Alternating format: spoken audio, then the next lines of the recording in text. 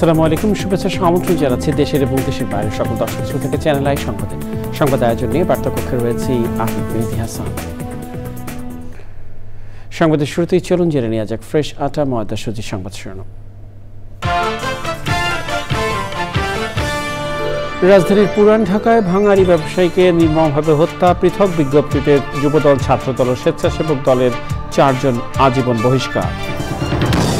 সারা দেশে অস্বাভাবিকভাবে বাড়ছে ডেঙ্গু রোগী, মশক নিধন কার্যক্রম যথাযথ না হওয়ায় ঘটছে ডেঙ্গুর বিস্তার, মন্তব্য।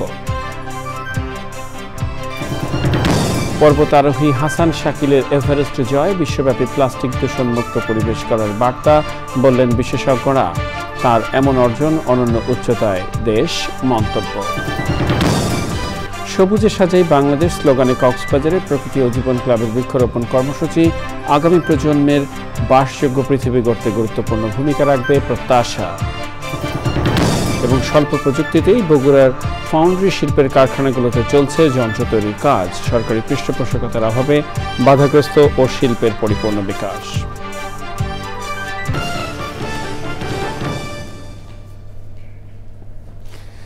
সংবাদ শিরোনামগুলো জানাচ্ছিলাম। প্রিয় দর্শক, এখনকার সংবাদ আয়োজন একই সঙ্গে চ্যানেলের ইউটিউব চ্যানেলে এবং চ্যানেলের ওটিটি প্ল্যাটফর্ম আই স্ক্রিনে লাইভ স্ট্রিমিং হচ্ছে। যাওয়া যাক বিস্তারিত সংবাদে।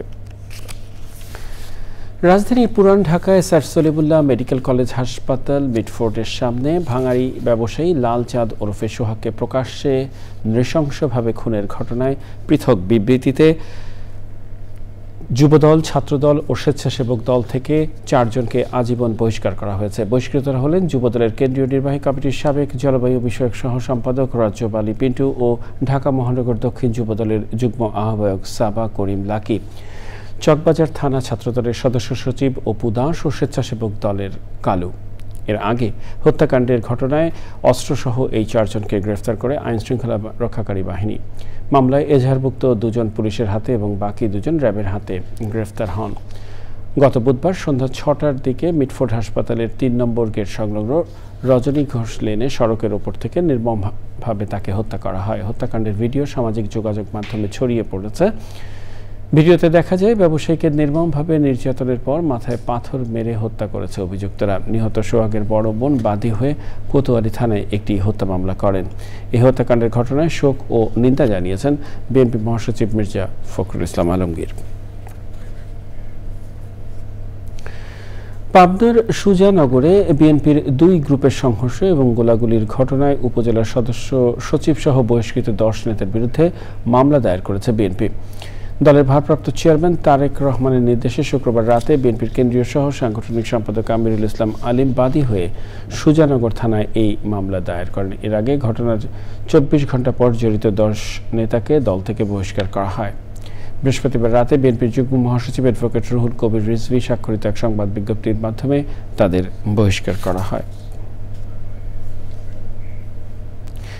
সারা দেশে অস্বাভাবিকভাবে বাড়ছে ডেঙ্গু রোগীর সংখ্যা। শুধুমাত্র বর্ষা মৌসুম নয়, এখন সারা বছরই হচ্ছে ডেঙ্গু। এবছর ঢাকার চেয়ে ডেঙ্গু আক্রান্তের হার বরগুনা জেলায় বেশি। মশা নিধন কার্যক্রম যথাযথ না হওয়ায় ডেঙ্গুর বিস্তার ঘটছে বলে জানালেন বরগুনার সিভিল সার্জন। মির্জা ইমতিয়াজের রিপোর্ট। বাংলাদেশে একসময় শুধুমাত্র বর্ষাকালে ডেঙ্গু শনাক্ত হতো, কিন্তু এখন সারা বছরই মানুষ ডেঙ্গুতে আক্রান্ত হচ্ছে। চলতি বছরে এখন পর্যন্ত ডেঙ্গুতে আক্রান্ত হয়ে হাসপাতালে ভর্তি রোগীর সংখ্যা প্রায় 14,000। রাজধানীর মুগদা হাসপাতালে ডেঙ্গু রোগীর সংখ্যা সবচেয়ে বেশি। ওষুধ চলতে আছে আর প্রচুর ব্যথা করে, জ্বর আসলে প্রচুর ব্যথা করে। আমার মাথায় খুব যন্ত্রণা হচ্ছিল, তার জন্য তারা আমাকে ডেঙ্গু টেস্ট করায়। তখন ডেঙ্গু টেস্ট করার পরে ডেঙ্গু ধরা পড়ে। বয়স্কদের পাশাপাশি শিশুরাও আক্রান্ত হচ্ছে ডেঙ্গুতে। প্রায় 8 থেকে 9 দিন যাবৎ অসুস্থ, তো 4 দিন আগে ডেঙ্গু ধরা খাইছে। পেশেন্টকে আমি বলবো যে যখনই আপনার হাই গ্রেড ফিভার থাকবে, মানে অতিমাত্রায় জ্বর থাকবে, সাথে যদি পেশেন্টের বমি বা পাতলা পায়খানা থাকে, অবশ্যই যাতে 2-1 দিনের মাথায় পেশেন্ট একটা ডেঙ্গু পরীক্ষা করবে। করে যদি ওরকম কিছু থাকে তাহলে অবশ্যই একজন চিকিৎসকের পরামর্শে হাসপাতালে ভর্তি হবে। বাংলাদেশে প্রতি বছর ডেঙ্গুতে আক্রান্ত রোগীর সংখ্যা ঢাকা জেলাতে বেশি হলেও এবছর দেখা যাচ্ছে ভিন্ন চিত্র। এই বছর ঢাকার তুলনায় বরগুনা জেলাতে ডেঙ্গুর রোগে আক্রান্তের সংখ্যা বেশি। চলতি বছর বরগুনা জেলায় ডেঙ্গু রোগীর সংখ্যা ৩,৫০০ ছাড়িয়েছে, মৃত্যু হয়েছে অনেকের। এখানকার আবহাওয়া, এখানকার আর্দ্রতা, তাপমাত্রা এডিস মশার বংশবৃদ্ধির জন্য অনুকূল একটা পরিবেশ বিরাজ করছে। কীটতত্ত্ববিদ অধ্যাপক কবিরুল বাশার বললেন, অপরিকল্পিত নগরায়ন এবং জলবায়ু পরিবর্তনে এডিস মশার বিস্তার ঘটছে। অপরিকল্পিত নগরায়ন, জলবায়ু পরিবর্তন এবং ক্যান ফুড, প্যাকেট ফুডের ব্যবহার বেড়ে যাওয়া, এই সব কিছু মিলিয়ে ডেঙ্গুর জন্য দারুণ উপযোগী একটি পরিবেশ তৈরি হয়েছে, যে কারণে ডেঙ্গু বেড়ে যাচ্ছে, দিন দিন ডেঙ্গু বিস্তৃত হচ্ছে সারা বাংলাদেশে। মানুষ সচেতন না হলে আগামীতে ডেঙ্গুর প্রকোপ আরও বাড়বে বলে আশঙ্কা প্রকাশ করেন এই কীটতত্ত্ববিদ। Mirza Imtiaz, channel I, Dhaka. বাবার স্বপ্ন পূরণে নাটোরে 50 শয্যার আধুনিক হাসপাতাল এবং পূর্ণাঙ্গ নার্সিং কলেজ প্রতিষ্ঠা করেছেন প্রাণ আরএফএল গ্রুপের 2 পরিচালক। কৃষি প্রক্রিয়াজাতকরণ শিল্পের পথিকৃৎ প্রয়াত আমজাদ খান চৌধুরীর নামে প্রতিষ্ঠিত হাসপাতালটিতে প্রায় অর্ধেক মূল্যে জটিল সব অপারেশন সহ সেবা পাচ্ছেন আশেপাশের কয়েক লাখ মানুষ। আর হাসপাতালের দক্ষ নার্সের যোগান পেতে ব্যাকওয়ার্ড লিঙ্কেজের কাজ করছে নার্সিং কলেজটি। প্রায় 10 কোটি টাকা বিনিয়োগে এই সেবাধর্মী উদ্যোগ থেকে উত্তরের প্রত্যন্ত জেলাটির ছেলেমেয়েরা দক্ষ জনশক্তিতে পরিণত হবে বলে আশা উদ্যোক্তাদের। রিজভি নামাজের রিপোর্ট। নাটোরের মানুষ প্রয়াত মেজর জেনারেল আমজাদ খান চৌধুরী, তারই হাতে গোড়াপত্তন প্রাণ আরএফএল গ্রুপের। স্বপ্ন দেখতেন জন্মস্থানের কম আয়ের মানুষ কাজের সুযোগ পাবেন, সাশ্রয়ী মূল্যে পাবেন সেরা চিকিৎসা সেবা। বাবার স্বপ্ন পূরণে সন্তানরা একের পর এক শিল্প স্থাপনের সাথে সাথে প্রান্তিক মানুষের উন্নত স্বাস্থ্যসেবা দিতে স্থাপন করেছেন হাসপাতাল। কিডনির যে পাথর ছিল সেই অপারেশনটা এখানে মেশিনের মাধ্যমে সেটা বের করা হলো এবং পেশেন্ট আজকে এখান থেকে রিলিজ হলো। কত টাকা খরচ হলো তার অ্যারাউন্ড সব কিছু মিলায় বেড ভাড়া এমনকি তার পরীক্ষা নিরীক্ষা সহ 30,000 টাকা খরচ হয়েছে। এটা যদি সে বাইরে করতো দেখা যেত যে 50,000 প্লাস তার ক্রস করে যেত। হাসপাতাল চালাতে গিয়ে চিকিৎসক পাওয়া গেলেও দক্ষ নার্স পাওয়াটা চ্যালেঞ্জিং ছিল উদ্যোক্তাদের জন্য। আমার বাবা চেয়েছিলেন নাটোরের মানুষ যেন স্বাস্থ্যসেবা পায় এবং স্বাস্থ্যসেবার জন্য আমাদের নার্সিংটাকে আমরা প্রথমে বেছে নিলাম মেডিকেল কলেজের আগে। মেয়েরা শিক্ষিত হয়ে বিদেশে যাবে কিংবা দেশের মধ্যেই নার্সের চাকরিটা করবে, পরিবারকে বড় একটা সাপোর্ট দিতে পারবে। আজকালকার দিনে বিদেশে আমরা পাঠাচ্ছি ঝাড়ুদার, আমরা বিদেশে পাঠাচ্ছি কাজের বুয়া, ওয়াই নট নার্স। যাত্রা শুরুর 3 বছরের মাথায় স্থানীয় শিক্ষার্থীদের ভালো সাড়া পাচ্ছে আমজাদ খান চৌধুরী নার্সিং কলেজ কর্তৃপক্ষ। ওনাদেরকে আমরা এনকারেজ করছি যে আপনারা প্রচুর পরিমাণে nursing training, laboratory assistant training, care giver training এগুলো আপনারা ভালোভাবে দেন। জয়েন্ট সার্টিফিকেশনের মাধ্যমে আপনারা সৌদি আরব বা মিডল ইস্টের অন্যান্য কান্ট্রিতে, ইভেন জাপান এবং কোরিয়াতে আপনারা পাঠানোর ব্যবস্থা করেন। দক্ষ জনশক্তি পাওয়া গেলে নাটোর থেকে মধ্যপ্রাচ্যে নার্স পাঠানোর সম্ভাবনা নিয়েও কাজ শুরু হয়েছে। রাজশাহীতে যতগুলো নার্সিং কলেজ আছে তার সব ইনফ্রাস্ট্রাকচার বলেন, সব কিছু সুযোগ সুবিধা যা দরকার সব কিছু আমাদের আছে। মানুষের সেবা যেহেতু করতে চেয়েছি, সেটা ডাক্তার হিসেবেও সেবা করা যায় আর নার্সিং হিসেবেও করা যায়। 20টা মেডিসিন প্রেসক্রাইব করতে পারবো নিজেরাই। একটা হেলথ কমপ্লেক্স বা ডায়াগনস্টিক আমরা নিজেরাই খুলে বসতে পারবো, চেম্বার করতে পারবো, এরকমও রাইট আছে আমাদের। আমজাদ খান চৌধুরী নার্সিং কলেজ কর্তৃপক্ষের দাবি, আশেপাশের জেলার মধ্যে নার্সিং পড়ার খরচ সেখানে তুলনামূলকভাবে কম। পরিসংখ্যান বলছে বাংলাদেশে 10,000 মানুষের জন্য গড়ে 6 জন নার্স রয়েছেন, অথচ রোগী সেরে ওঠার ক্ষেত্রে চিকিৎসকের চেয়ে নার্সের ভূমিকা অনেক বেশি। বাবা প্রয়াত আমজাদ খান চৌধুরীর নামে নাটোরের এই প্রত্যন্ত গ্রামে প্রাণ আরএফএল গ্রুপ প্রতিষ্ঠা করেছে একটি নার্সিং কলেজ। অন্য বেসরকারি উদ্যোক্তারাও এই দৃষ্টান্তটি অনুসরণ করতে পারেন। Rizvi Nawaz, channel I, Natore. বাংলাদেশি পর্বতারোহী ইকরামুল হাসান শাকিল এভারেস্ট জয় করে শুধু ইতিহাসই সৃষ্টি করেননি, বিশ্বব্যাপী বার্তা দিয়েছেন প্লাস্টিক দূষণমুক্ত পরিবেশ গড়ার। রাজধানীর জাতীয় জাদুঘরে এভারেস্ট শিখরে ওঠার ঐতিহাসিক অভিযানের আলোকচিত্র প্রদর্শনী সাগর হতে শিখরে অনুষ্ঠানে বক্তারা বলেন, শাকিলের এমন অর্জন অনন্য উচ্চতায় নিয়েছে দেশকে। এই অভিযাত্রীর অদম্য সাহস আর ইচ্ছাশক্তি তরুণ প্রজন্মের জন্য অনুকরণীয়। রয়েছে আফরোজা হাসির রিপোর্ট। সাগর হতে শিখর, অদম্য সাহস আর ইচ্ছাশক্তির দুঃসাহসিক অভিযাত্রার প্রতিচ্ছবির নাম, যেখানে স্থান পেয়েছে বাংলাদেশ, ভারত এবং নেপালের সমতল ও পাহাড়ি জীবন, হিমালয় পর্বতের নৈসর্গিক প্রকৃতির আলোকচিত্র। জাতীয় জাদুঘরের নলিনীকান্ত ভট্টশালী গ্যালারিতে আলোকচিত্র প্রদর্শনের উদ্বোধনী অনুষ্ঠানে অভিযাত্রীরা শোনান প্লাস্টিক দূষণ রোধের বার্তা নিয়ে এভারেস্ট শিখর আরোহণের দুঃসাহসিক ও রোমাঞ্চকর যাত্রার অভিজ্ঞতা। দুর্গম পথ পেরিয়ে গিয়ে লম্বা সময় রাস্তায় থেকে গিয়ে চূড়ায় উঠে যাওয়া অভিযানটার গল্পই আজকে এই ছবির মাধ্যমে দেখানোর চেষ্টা করেছি। His success is not only a professional achievement but also a symbol of until between Bangladesh and Nepal. Everest জয়ী এই বাংলাদেশের অদম্য সাহস আর ইচ্ছাশক্তি অসাধ্যকে সাধন করার অনুপ্রেরণা যোগাবে তরুণ প্রজন্মের মাঝে। সে দেখিয়েছে যে বর্জ্য ফেলার চাইতে তুলে নিয়ে তাকে নিয়ন্ত্রণ করা বড় দায়িত্ব, বড় কাজ, সেটা তুলে ধরেছে। পাশে একই সঙ্গে সে বিশ্ব রেকর্ড করেছে, কিন্তু সে একটা বড় সামাজিক সেবা কিন্তু আমাদের সে দিয়েছে।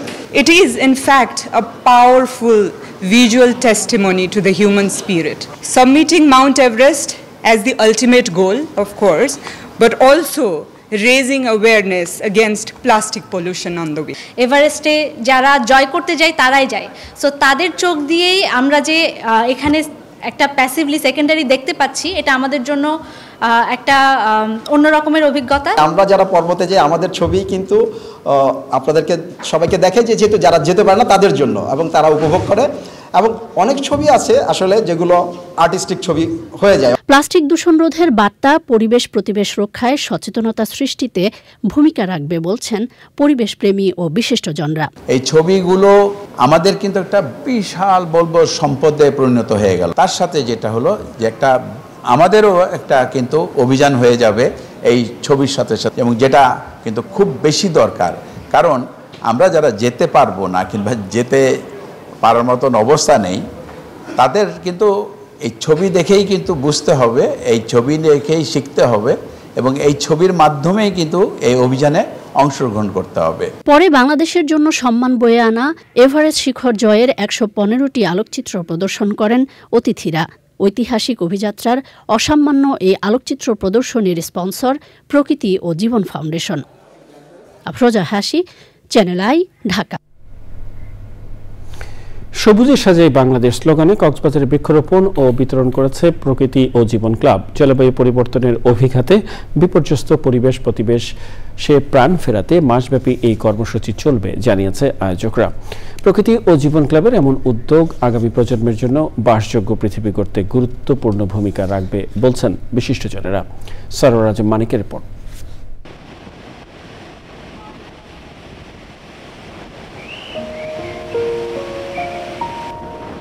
জলবায়ু পরিবর্তনের অভিঘাতে ঝুঁকিতে দেশের উপকূলীয় অঞ্চলের প্রাণ প্রকৃতি। এরই ধারাবাহিকতায় কক্সবাজারের বারুয়াকালীর প্রত্যন্ত অঞ্চলে বৃক্ষরোপণ করেছে প্রকৃতি ও জীবন ক্লাব।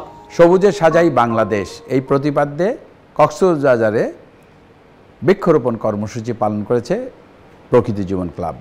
সবচেয়ে বড় সমুদ্র সৈকত যদি বলি, longest beach in the world, তাহলে কিন্তু সেটা কক্সবাজার। এবং এই কক্সবাজারকে যদি ভালো রাখতে হয় তাহলে কিন্তু আমাদের নানাভাবে এগিয়ে আসতে হবে, এবং এর মধ্যে সবচেয়ে বেশি ইম্পর্টেন্ট সেটা হচ্ছে বৃক্ষরোপণ। এবং এই বৃক্ষরোপণ করে কক্সবাজারটাকে উপকূলীয় বেষ্টনী তৈরি করে উপকূলের ঝড় জলোচ্ছ্বাস থেকে রক্ষা করতে হবে। তাহলে কিন্তু আমাদের সবার হাত এক করে এই বৃক্ষরোপণ কর্মসূচিকে এগিয়ে নিয়ে যেতে হবে কক্সবাজার জেলায় এবং অন্যান্য জেলায়। আসুন আমরা সবুজে সাজাই বাংলাদেশ এই প্রতিপাদ্যে সারা বাংলাদেশ থেকে সবুজে ছেয়ে ফেলি। পরিবেশ সচেতনতায় ঘোনারপাড়া সরকারি প্রাথমিক বিদ্যালয়ের শিক্ষার্থীদের বিভিন্ন প্রজাতির গাছের চারা উপহার দেওয়া হয়। আমাদের ক্ষুদ্র ৭ নম্বর বারুয়াখালী ইউনিয়নের আজকে বৃক্ষরোপণ কর্মসূচি পালনের জন্য আমরা সবাই আনন্দিত। সবুজায়নের এমন উদ্যোগকে স্বাগত জানান বিশিষ্টজনরা। এরকম উদ্যোগ অন্যান্য আরও যারা এরকম ক্লাব রয়েছে তাদেরকেও চ্যানেলাইয়ের এই প্রকৃতি জীবন ক্লাবেরকে অনুসরণ করে ভবিষ্যতে এরকম এলাকার উন্নয়নমূলক কর্মকাণ্ড অনুসরণ করার জন্য আমি আন্তরিকভাবে মোবারক জানাচ্ছি। সবুজ শ্যামল সুন্দর বাংলাদেশ গড়তে বৃক্ষরোপণ কর্মসূচি অব্যাহত রাখার প্রত্যয় জানান আয়োজকরা। মাঠে, মসজিদে, রাস্তায় গাছ রোপণ উদ্বোধনে আমরা এটা এলাকার লোকজন উপস্থিত হতে পারে, এবং এখানে গাছ বৃক্ষরোপণের জন্য আমরা এই SSRLI-কে ধন্যবাদ জানাই। প্রকৃতি ক্লাবের এই উদ্যোগ আরও মাসব্যাপী অব্যাহত থাকবে এবং এই ক্ষুদ্র প্রচেষ্টার মাধ্যমে আমরা সাধারণ জনগণকে উদ্বুদ্ধ করছি যে যাতে সবাই বৃক্ষরোপণের প্রতি আন্তরিক হয়, এই সবুজে শ্যামলে ভরে ওঠে যেন এই গ্রাম বাংলার প্রত্যন্ত অঞ্চল। ভবিষ্যৎ প্রজন্মের বাসযোগ্য ধরিত্রী বিনির্মাণে প্রকৃতি ও জীবন ক্লাবের সবুজায়ন কর্মসূচি সহায়ক ভূমিকা রাখবে বলছেন পরিবেশবাদীরা। সরওয়ার আজম মানিক, চ্যানেল আই, কক্সবাজার। সারা পৃথিবী যেখানে চতুর্থ শিল্প বিপ্লবের যন্ত্র তৈরিতে ব্যস্ত, সেখানে বাংলাদেশের ফাউন্ডারি শিল্পের সবচেয়ে বড় অঞ্চল বগুড়ার কারখানাগুলোতে এখনও অনাধুনিক ব্যবস্থায় চলছে যন্ত্র তৈরির কাজ। কারখানার ব্যবস্থাপকরা বলছেন প্রযুক্তির অভাব, দক্ষ কর্মী সংকট, টেস্টিং ল্যাব না থাকা এবং সরকারি পৃষ্ঠপোষকতার ঘাটতি এই শিল্পের পরিপূর্ণ বিকাশকে বাধাগ্রস্ত করছে। বিস্তারিত জানাচ্ছেন শাইখ সিরাজ। গত শতাব্দীর 60-এর দশক থেকে শুরু করে বগুড়ার বেসিক শিল্পনগরী এবং শহরতলিতে গড়ে ওঠে 60-এর অধিক ফাউন্ডারি কারখানা। আর এই শিল্পকে ঘিরেই প্রসারিত হতে থাকে ক্ষুদ্র, মাঝারি এবং ভারী শিল্প। বাংলাদেশের কৃষি যান্ত্রিকীকরণেও এই শিল্পের রয়েছে গুরুত্বপূর্ণ ভূমিকা। এগুলো হচ্ছে আমাদের সেন্ট্রিফিউগাল পাম্প, আর এটা পাম্পেরই একটা বডি, এটা হচ্ছে পাওয়ার স্ট্যান্ড, এটাও একটা শ্যালো মেশিনের একটা পার্ট, এটা আপনার পাওয়ার টেলারের একটা হাফ, সব আমরা কিছু যন্ত্র বের করি। তবে চতুর্থ শিল্প বিপ্লবের এই সময়ে সারা বিশ্ব যেখানে আধুনিক থেকে আধুনিকতর উপায়ে যন্ত্র তৈরি করছে, সেখানে আমাদের ফাউন্ডারি শিল্পের উৎপাদন কার্যক্রম এখনো অনাধুনিক, ম্যানুয়াল এবং ঝুঁকিপূর্ণ। এইভাবে এরা অভ্যস্ত। লাইফ জ্যাকেট অনেক কিছু যে ফাউন্ডারি যেগুলো কিছু ইকুইপমেন্ট আছে আমরা নিয়ে এসে দিচ্ছি, আসলে এরা ওইভাবে অভ্যস্ত না, ব্যবহার করতে পারে। এই যে ছিটকে গিয়ে আপনার হাতে পায়ে পড়ছে না? হ্যাঁ পরে। ওই পায়ে জুতা পরেন না কেন বিশেষ? জুতো পরে আমরা হাঁটতে পারবো না তো। বলে পোশাক পরলেও তো আমার কাজ করা যায় না।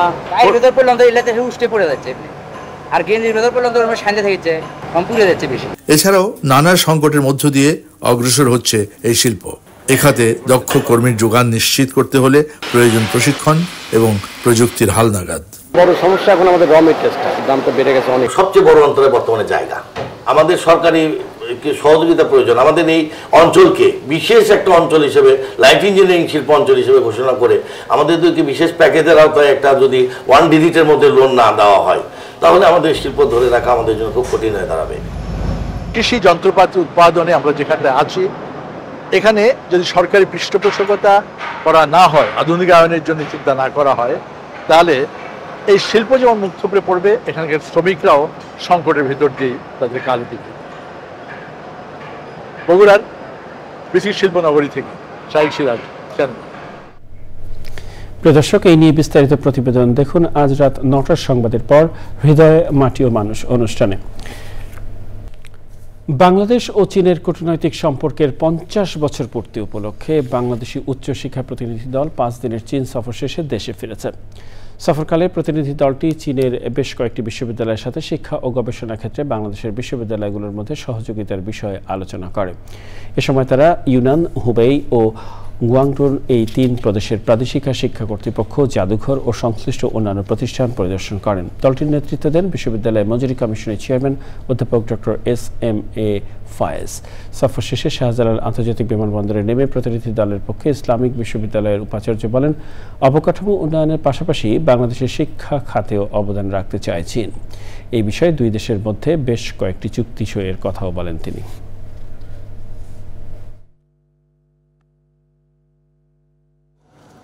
চায়না এখন চাচ্ছে ফোকাস করতে, সে তারা এডুকেশনের ডেভেলপমেন্ট পার্টনার হতে চায়, তারা উন্নয়নের পার্টনার হিসেবে এডুকেশন ডেভেলপমেন্ট পার্টনার হতে চায়। এই জন্য তারা বিশ্ববিদ্যালয়গুলোর সাথে, বিভিন্ন শিক্ষা প্রতিষ্ঠানের সাথে, বিশেষ করে বিশ্ববিদ্যালয়গুলোর সাথে তারা MOU করতে চায় এবং বিভিন্ন ধরনের কোলাবোরেটিভ প্রোগ্রাম করতে চায়।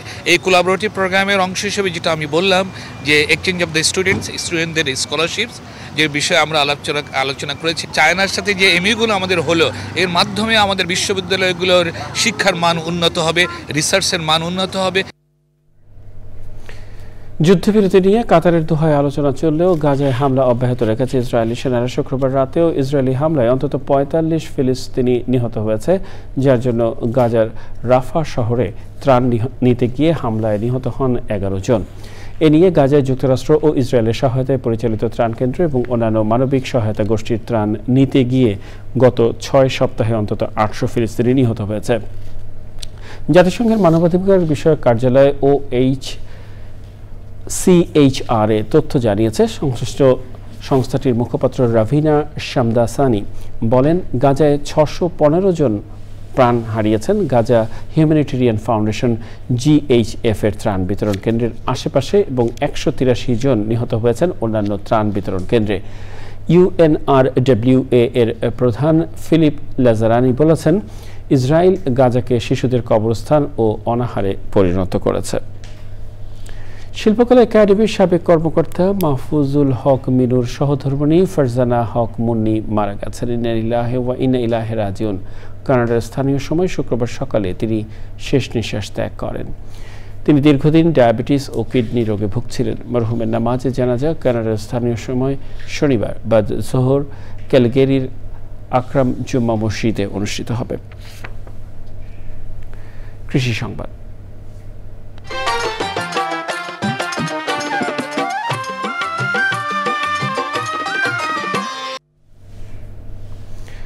খাগড়াছড়িতে উচ্চ বাজার মূল্যে ফসল কাজু বাদামের বাণিজ্যিক চাষাবাদ শুরু হয়েছে। জেলা জুড়ে ইতোমধ্যে গড়ে উঠেছে অসংখ্য কফি ও কাজু বাদামের বাগান।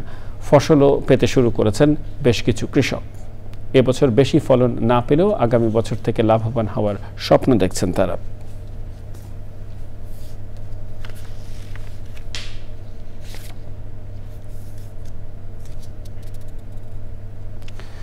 দেখবেন প্রকৃতি সংবাদ।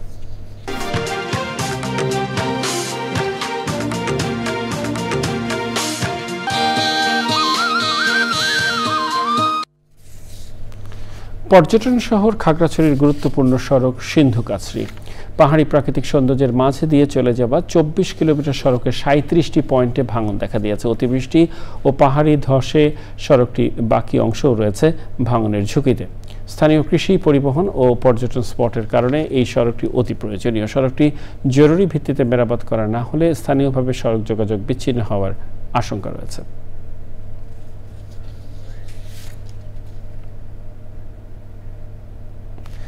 জানাবো খেলার খবর।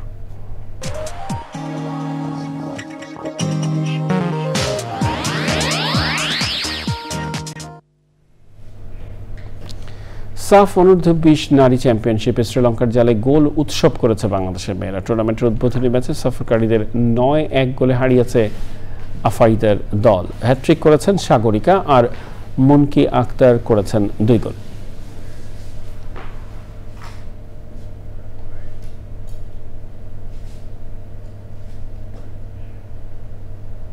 প্রিয় দর্শক, সংবাদের শেষ প্রান্তে আমরা চলুন আরও একবার জেনে নেওয়া যাক যা ছিল এখনকার ফ্রেশ আটা ময়দা সুজির সংবাদ শিরোনামে।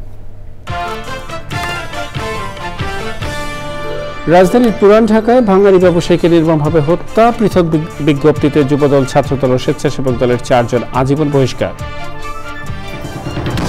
সারা দেশে অস্বাভাবিকভাবে বাড়ছে ডেঙ্গু রোগী। মশক নিধন কার্যক্রম যথাযথ না হওয়ায় ঘটছে ডেঙ্গুর বিস্তার। মন্তব্য। পর্বতারোহী হাসান শাকিলের এভারেস্ট জয়। বিশ্বব্যাপী প্লাস্টিক দূষণমুক্ত পরিবেশ গড়ার বার্তা। বললেন বিশেষজ্ঞরা, তার এমন অর্জন অনন্য উচ্চতায় দেশ। মন্তব্য।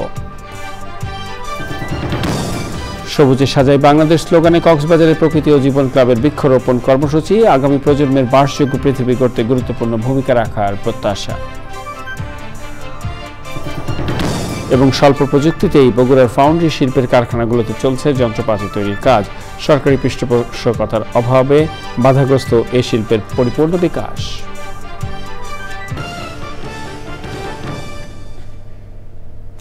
দর্শক, এর সাথে শেষ করছি এখনকার সংবাদ আয়োজন। সংবাদে এতক্ষণ আমাদের সাথে থাকার জন্য সংবাদ টিমের সবার পক্ষ থেকে আপনাদের আবার শুভেচ্ছা।